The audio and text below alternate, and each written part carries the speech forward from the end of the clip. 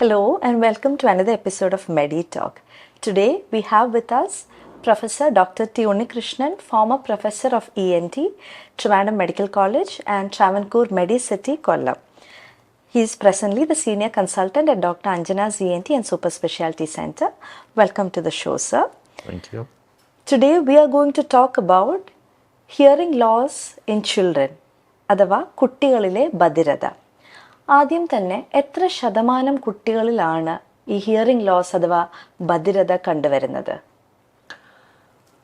World statistics പ്രകാരം 1 മുതൽ 3 കുട്ടികൾ വരെ 1000 ജന്മങ്ങളിൽ 3 പേർക്ക് വരെ ഇതുണ്ടാവാനുള്ള സാധ്യതകളാണ്. ഇതിൻ്റെ പ്രശ്നം എന്ന് വെച്ചാൽ പലപ്പോഴും ഇത് കാണാതെ പോകുന്നു അഥവാ അറിയാതെ പോകുന്നു. ബാക്കി അംഗവൈകല്യങ്ങൾ അഥവാ ഡിസേബിലിറ്റീസ് പ്രകടമായി കാണാം.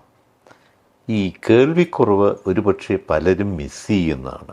അതിൻ്റെ കാരണം കണ്ടുപിടിക്കാൻ വൈകുന്നതാണ്. അപ്പോൾ കുട്ടികളിൽ ഈ കേൾവിക്കുറവ് ഉണ്ടെന്ന് നമുക്ക് നേരത്തെ തന്നെ എങ്ങനെ കണ്ടുപിടിക്കാൻ കഴിയും? ജനിച്ച അന്ന് മുതൽ തന്നെ അതിന് സംവിധാനങ്ങളുണ്ട്.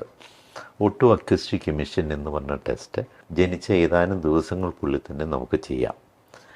അതിൽ നിന്നും കേൾവി ഉണ്ടോ ഇല്ലയോ എന്നുള്ളത് അസസ് ചെയ്യാൻ പറ്റും. പക്ഷേ അത് മാത്രമല്ല, നമ്മൾ പേരൻസ് അഥവാ അച്ഛനും അമ്മയും ആണ് കുട്ടിക്ക് കേൾവിയുണ്ടോ ഇല്ലയോ എന്നുള്ളത് ശ്രദ്ധിക്കാൻ പറ്റും. ഇതിന് പ്രത്യേകിച്ച് നമുക്ക് എടുത്തു പറയേണ്ട കാര്യമെന്ന് വെച്ചാൽ ഹൈ റിസ്ക് പ്രഗ്നൻസീസ് അഥവാ ഒരു നോർമൽ ഡെലിവറിയെക്കാളിലും ഹൈ റിസ്ക് ചില അസുഖങ്ങൾ വന്ന് വരുന്ന പ്രഗ്നൻസി, ലോ ബർത്ത് വെയ്റ്റ്, മാസം തികയാതെ പ്രസവിക്കുന്നത്, അമ്മയ്ക്ക് ഒരു പക്ഷേ മംസ് അതായത് മുണ്ടിനീര് അഥവാ പൊങ്ങമ്പനി അങ്ങനെയുള്ള വൈറൽ ഫീവർ ഉണ്ടായിരുന്നെങ്കിൽ അവരുടെ കുട്ടികൾക്ക് കേൾവിക്കുറവുണ്ടാവാനുള്ള സാധ്യതകൾ കൂടുതലാണ്. അമ്മയ്ക്ക് പ്രഷർ, ഡയബറ്റിസ്, നമ്മൾക്ക് ഇപ്പോൾ ഏറ്റവും വലിയൊരു പ്രശ്നം അമ്മമാരിൽ കാണുന്ന മദ്യപാനം, സിഗരറ്റ് വലി അങ്ങനെയുള്ള ഹാബിറ്റ്സ്, അവർക്കും ഉണ്ടാവുന്ന കുട്ടികൾക്ക് ഇമ്മാതിരിയുള്ള കേൾവിക്കുറവ് ഉണ്ടാവാനുള്ള സാധ്യതകളേറെയാണ്. അപ്പോൾ ഒരു മെസ്സേജ് എന്ന നിലയ്ക്ക് പറയേണ്ടത് അറ്റ്ലീസ്റ്റ് നമ്മുടെ പ്രഗ്നൻസി സമയത്ത് നമ്മൾ കുട്ടിക്ക് വേണ്ടിയുള്ള ആരോഗ്യത്തിന് വേണ്ടി എല്ലാം ചെയ്യണം. നല്ല രീതിയിൽ ജീവിക്കുകയും നല്ല ആഹാരം കഴിക്കുകയും ചെയ്യുകയാണെങ്കിൽ നല്ലൊരു ശതമാനം കുട്ടികളിലുണ്ടാകുന്ന വൈകല്യങ്ങൾ കുറയ്ക്കാനായിട്ട് നമുക്ക് സാധിക്കും. ഈ ഹൈ റിസ്ക് പ്രഗ്നൻസിയിൽ നമ്മൾ ഈ ചെയ്യുന്ന ഒരു പക്ഷേ auto acoustic emission positive pass എന്ന് പറഞ്ഞ് കിട്ടിയാലും അതിൻ്റെ അർത്ഥം കുട്ടിക്ക് കേൾവിക്കുറവ് തീരെ ഇല്ല എന്നല്ല. പിന്നെയും 3 മാസം 6 മാസം കൂടുമ്പോൾ വീണ്ടും ടെസ്റ്റ് ചെയ്യണം. ശരിക്കും പറയുകയാണെങ്കിൽ 24 മാസവും 48 മാസവും കൂടുമ്പോൾ ഈ ടെസ്റ്റുകൾ, ഇതിന് കൂടുതലുള്ള ടെസ്റ്റുകളും ചെയ്തിട്ട് കേൾവിക്കുറവില്ല എന്ന് നമ്മൾ അത് സ്ഥിരീകരിക്കുകയാണ് വേണ്ടത്. കേൾവിക്കുറവ് പൂർണ്ണമായിട്ടുണ്ടാവണമെന്നില്ല, പക്ഷേ partial hearing loss also causes കുട്ടികളിലുള്ള വളരുമ്പോൾ അവർക്ക് അവരുടെ ഡെവലപ്മെൻ്റൽ ഡിസബിലിറ്റീസ് വരാം. അവർക്ക് മുന്നോട്ട് പോകുമ്പോൾ ലേണിംഗ് ഡിസബിലിറ്റീസ് വരാം. ഒരുപക്ഷെ സ്കൂളിൽ ചെല്ലുമ്പോഴായിരിക്കും ടീച്ചർമാർ പറയുന്ന ഇദ്ദേഹം ക്ലാസ്സിൽ പുറകോട്ടാണ്, പഠിക്കുന്നില്ല, അശ്രദ്ധ. അത് അശ്രദ്ധയല്ല, ഒരുപക്ഷെ കേൾവിക്കുറവ് കൊണ്ടാണ് കുട്ടി ക്ലാസ്സിൽ ശ്രദ്ധിക്കാതിരിക്കുന്നത്. ഇത് നമ്മൾ 6 മാസത്തിന് മുൻപേ കണ്ടുപിടിച്ചാൽ അതിന് തീർച്ചയായിട്ടും പരിഹാരം ചെയ്യാൻ നമുക്ക് പറ്റും. ഇതിനുള്ള ട്രെയിനിങ് 6 മാസം, കുട്ടിക്ക് 6 മാസം ആവണതിന് മുമ്പ് തന്നെ ഇതിനുള്ള പ്രതിരോധ നടപടികൾ സ്വീകരിക്കുകയാണെങ്കിൽ തീർച്ചയായിട്ടും അവൻ വരും കാലങ്ങളിൽ വളർന്നു വരുമ്പോൾ അവന് ഡിസബിലിറ്റീസ് ഉണ്ടാവില്ല. നമ്മുടെ ഉദ്ദേശം കഴിയുന്നത്ര ഡിസബിലിറ്റീസ് പ്രിവെൻറ്റ് ചെയ്യണം. അതിന് ചെയ്യാവുന്നതാണ് ഈ ചെറിയ ചെറിയ ടെസ്റ്റുകളാണ്. ആ ടെസ്റ്റുകൾ പോസിറ്റീവ് ആണെന്നും പറഞ്ഞ് നമ്മൾ മാറിയിരിക്കുകയല്ല വേണ്ട. കുട്ടി വളരുമ്പോൾ ഒരു ശബ്ദം കേൾക്കുമ്പോൾ തിരിഞ്ഞു നോക്കുന്നില്ല, അല്ലെങ്കിൽ ഞെട്ടുന്നില്ല, ഒരു പാത്രം താഴ്ത്തു വീണാൽ അനങ്ങാതിരിക്കുന്നു, പുറകിൽ നിന്ന് വിളിക്കുമ്പോൾ അഥവാ ഒരു സൈഡിൽ നിന്ന് വിളിക്കുമ്പോൾ ശ്രദ്ധിക്കുന്നില്ല, തല തിരിഞ്ഞു നോക്കുന്നില്ല, എന്നൊക്കെയുള്ളതാണ് നമ്മൾ പേരൻസ് അഥവാ രക്ഷിതാക്കൾ നോക്കേണ്ട ഏറ്റവും വലിയ കാര്യം. അങ്ങനെ ഉണ്ടെങ്കിൽ അവർ തന്നെയാണ് ഇത് വന്ന് പറഞ്ഞാൽ നമുക്ക് അതിനുള്ള ടെസ്റ്റ് ചെയ്യാൻ പറ്റൂ. കുട്ടി ശ്രദ്ധിക്കുന്നില്ല, അനങ്ങാതെ കിടക്കും. നമ്മുടെ ഒരു കമ്പ്യൂട്ടറിലോട്ടൊരു സോഫ്റ്റ്വെയർ ഫീഡ് ചെയ്ത് കൊടുത്താലേ കമ്പ്യൂട്ടറിൽ നിന്ന് ഔട്ട്പുട്ട് കിട്ടുള്ളൂ. അതുപോലെ ബ്രെയിനിലോട്ട് നമ്മുടെ ഈ ശബ്ദങ്ങളും മലയാളം, ഹിന്ദി അഥവാ എല്ലാം ഫീഡ് ചെയ്ത് കൊടുത്താലേ കുട്ടി സംസാരിക്കുള്ളൂ.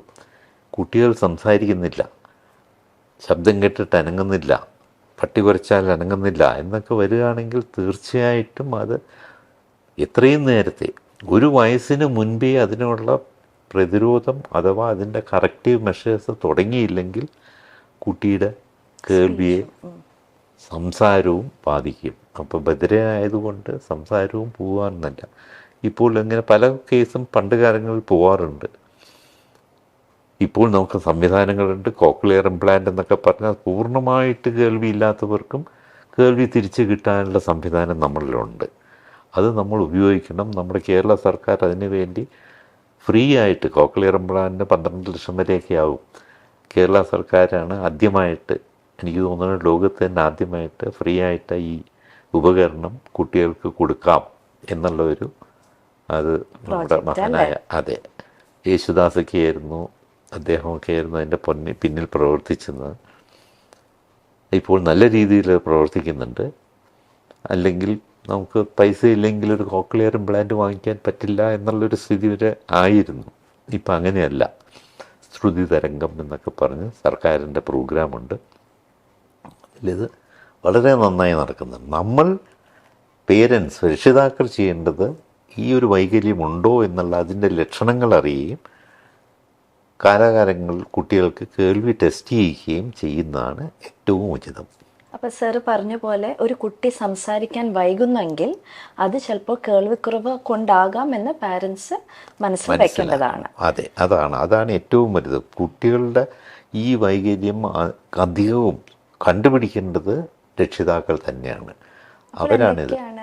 ഇതിനുള്ള ടെസ്റ്റുകൾ എന്തൊക്കെയാണ് സാർ? ഓട്ടോ അക്കൗസ്റ്റിക് എമിഷൻ പറഞ്ഞു, പിന്നെ അതല്ലാതെ ടെസ്റ്റ് വേറെ ABR ഉണ്ട്, ബാര ഉണ്ട്. ഇതെല്ലാം നോൺ ഇൻവേസീവ് ആണ്. എന്ന് വെച്ചാൽ നമ്മുടെ ചെവി തന്നെ 3 ഭാഗമാണ്: outer ear, middle ear and inner ear. Inner ഇയറിലാണ് പ്രോസസ്സറും, അവിടെ നിന്നാണ് നെർവ്, കോക്ലിയർ നെർവ് ബ്രെയിനിലോട്ട് പോകുന്നത്. ഇത് മൂന്നിലെയും ഫങ്ഷൻ അസസ് ചെയ്യാനുള്ള മെത്തേഡ്സ് നമ്മുടെ കയ്യിലുണ്ട്. ഇപ്പോൾ മധ്യകർണത്തിലാണോ, കോക്ലിയലാണോ, അത് നെർവിലാണോ എന്നുള്ളത്, അതിനുള്ള ന്യൂനത ടെസ്റ്റുകളുണ്ട്. ആ ടെസ്റ്റുകൾ നമുക്ക് ഒരുമാതിരി എല്ലാ ആശുപത്രിയിലും ഇപ്പോൾ ഉണ്ട്. ചെയ്തു കഴിഞ്ഞാൽ എവിടെയാണ് കുഴപ്പം എന്നുള്ള കണ്ടുപിടിക്കാനും അതിനുള്ള പരിഹാരം നിർദ്ദേശിക്കാനുള്ള കഴിവുണ്ട്. കോക്ലിയ അതിൻ്റെ അപ്പുറത്തോട്ടാണെങ്കിൽ ഇംപ്ലാന്റ് ചെയ്യാം. ബ്രെയിൻ സ്റ്റെം വരെ ഇംപ്ലാന്റ് ചെയ്യാനുള്ള സംവിധാനം നമുക്കുണ്ട്. അപ്പോൾ നമ്മൾ കുട്ടികളിൽ കേൾവിക്കുറവ് ഡിറ്റക്റ്റ് ചെയ്ത് കഴിഞ്ഞാൽ എന്തൊക്കെയാണ് ട്രീറ്റ്മെൻറ്റ് ഓപ്ഷൻസ് ഉള്ളത്? ആദ്യമായിട്ട് ചെയ്യേണ്ടത് അവർക്ക് സൗണ്ട് പ്രൊവൈഡ് ചെയ്യണം. എന്ന് വെച്ചാൽ ഹിയറിംഗ് എയ്ഡ്. അത് 6 മാസം പ്രായമാവുന്നതിന് മുൻപ് തന്നെ അവർക്കുള്ള സംവിധാനം ഉണ്ടാക്കണം. അവർക്ക് ഹിയറിംഗ് എയ്ഡ് 2 ചെവിയിലാണെങ്കിൽ 2 ചെവിയിലും കൊടുക്കണം. അതിനുള്ള സ്പീച്ച് തെറാപ്പി എന്ന് വെച്ചാൽ വോയിസാണ്, ശബ്ദങ്ങൾ കേൾക്കാനും. ഗ്രൂപ്പ് തെറാപ്പി ഉണ്ട്. Behind the year hearing aid വെച്ച് ശബ്ദങ്ങൾ പരിചയപ്പെടുത്തി കഴിഞ്ഞാൽ അത് ആ സെൻറ്റർ, ഹിയറിംഗ് സെൻറ്റർ ഡെവലപ്പ് ചെയ്യണം. അതിന് ഇൻപുട്ട് വേണം. അതിന് നമ്മൾ ശബ്ദങ്ങൾ പ്രൊവൈഡ് ചെയ്യണം. എന്ന് വെച്ചാൽ ഹിയറിംഗ് എയ്ഡ് നമുക്ക് ഇപ്പോൾ തിരുവനന്തപുരത്താണെങ്കിൽ നിഷുണ്ട്, അങ്ങനെ തന്നെ എല്ലാ സെൻറ്ററിലും ഉണ്ട് അതിനായ സംവിധാനം, ഹിയറിംഗ് എയ്ഡ് സംവിധാനവും. അത് വെച്ച് കുട്ടിയെ ട്രെയിൻ ചെയ്യണം. 6 മാസം കൊണ്ട് മുമ്പ് തന്നെ ഇത് ട്രെയിൻ ചെയ്യണം. 1 വയസ്സാവുന്നതിന് മുമ്പേ കോക്ലിയർ ഇംപ്ലാന്റ് ചെയ്ത് കഴിഞ്ഞാൽ അതിൻ്റെ results are excellent. You couldn't believe it. Cochlear implant ചെയ്തവർ ഡോക്ടറായിട്ട് പഠിക്കുന്നുണ്ട്, എൻജിനീയറിങ്ങിന് പഠിക്കുന്നുണ്ട്. അങ്ങനെ അവരൊരു നോർമൽ ലൈഫ് തന്നെ ലീഡ് ചെയ്യുന്ന എത്രയോ പേരുണ്ട്. പക്ഷേ പണ്ട് കാലങ്ങളിൽ, ഒരുപക്ഷെ എൻ്റെയൊക്കെ ചെറുപ്പത്തിൽ അങ്ങനെയല്ലായിരുന്നു. അവരന്തരം ബധിരനാണ്, മൂകനാണ് എന്ന് പറഞ്ഞങ്ങ് വിടുകയായിരുന്നു. ഇപ്പം അങ്ങനെയല്ല. അവർക്ക് അവരുടേതായ ഒരു നോർമൽ ലൈഫ് ലീഡ് ചെയ്യാൻ പറ്റും. ആവശ്യമുള്ളത് നേരത്തെ കണ്ടുപിടിക്കുക, ആ ട്രെയിനിങ് കൊടുക്കുക. Training is very important. Hearing എയ്ഡും അവർക്കുള്ള കേൾവി ബ്രെയിനിലോട്ട് ഇൻപുട്ട് കൊടുക്കാനുള്ള സഹായം ചെയ്യുക. അത് കഴിഞ്ഞിട്ട് അതിനുള്ള ഹിയറിംഗ് എയ്ഡാണോ, ഇംപ്ലാന്റ് ആണോ, ബ്രെയിൻ സ്റ്റെം ഇംപ്ലാന്റ് ആണോ എന്നുള്ള കാര്യങ്ങൾ തീരുമാനിക്കുക. സർജറിയാണ്. സർജറി തന്നെ. ഇനി സർജറിക്ക് ശേഷവും ഉള്ള റീഹാബിലിറ്റേഷൻ ഇമ്പോർട്ടൻ്റ് ആണോ? തീർച്ചയായിട്ടും. അത് നല്ലൊരു ക്വസ്റ്റ്യനാണ്. സർജറി ചെയ്താൽ മാത്രം പോരാ, അത് കഴിഞ്ഞിട്ടാണ് ദ മേജർ പാർട്ട് അവരെ ട്രെയിൻ ചെയ്യുക എന്നുള്ളത്. അതിനൊരു സ്പീച്ച് സെൻറ്ററിൽ പോയി ഡെഡിക്കേറ്റഡ് സ്പീച്ച് തെറാപ്പിസ്റ്റ് വേണം. They should train them. Input കൊടുത്തുകൊണ്ടേയിരിക്കണം. ഇൻപുട്ട് കൊടുത്ത് അതിൻ്റെ ഔട്ട്പുട്ട് മെഷർ ചെയ്ത് കഴിഞ്ഞാൽ ദേ വിൽ നോ അവർക്ക് ഡെവലപ്മെൻറ്റ് പറ്റത്തുള്ളൂ. പക്ഷേ ഒരു കാര്യമുണ്ട്, ഇതെല്ലാം എത്രയും നേരത്തെ ചെയ്യുമ്പോൾ, ഞാൻ പറഞ്ഞില്ലേ 1 വയസ്സിന് മുമ്പ് ഇത് ചെയ്യണം. 3 വയസ്സിന് മുമ്പ് കംപ്ലീറ്റ് ഇൻപുട്സ് ചെന്നിരിക്കണം. അത് കഴിഞ്ഞ് ചെയ്യുന്നതിലുള്ള റിസൾട്ട്സ് വളരെ മോശമായിരിക്കും. 3 വയസ്സാണ് ഒരു കട്ട് ഓഫ് ലിമിറ്റ്. അതിന് മുമ്പ് കംപ്ലീറ്റ് സ്പീച്ച് തെറാപ്പിയും ഇംപ്ലാന്റും ചെയ്തിരിക്കണം. എന്നാൽ അവർക്കൊരു നോർമൽ ലൈഫ് ഉണ്ടാവാൻ എല്ലാ പോസിബിലിറ്റീസും ഉണ്ട്. അപ്പോൾ ഈ വേൾഡ് ഹിയറിംഗ് ഡേ 2025 സാറിന് മാതാപിതാക്കളോട് കൊടുക്കേണ്ട സന്ദേശം എന്താണ്? ഒന്നാമത്തത്, പ്രഗ്നൻസി സമയത്ത് തീർച്ചയായിട്ടും ശ്രദ്ധിക്കുക. 2, പ്രഗ്നൻസി സമയത്ത് ഉണ്ടാകുന്ന എന്തെങ്കിലും അസുഖം വളരെ അൺഫോർച്ചുനേറ്റായിട്ട് വരുന്നതാണേലും അത് അവരുടെ ഡോക്ടർമാരോട് പറയുകയും ഡിസ്ക്ലോസ് ചെയ്യുകയും വേണം.